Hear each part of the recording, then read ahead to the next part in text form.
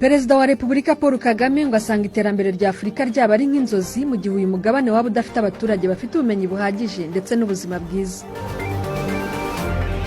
Nyuma y'imyaka 10 inzu yatwaye akayabo ka miliyoni 360 yari yagenewe ubushakashatsi no kubungabunga amateka ya jenoside idakoreshwa icyo yubakiwe, komisiyo yo kurwanya jenoside iravuga ko ngo uyu mushinga wizwe nabi. Abasirikari 200,000 bo mu bihugu 26 basoje imyitozo bari barimo mu ishuri rya gisirikare rya Gabiro, imyitozo yiswe Exercise Shared Accord.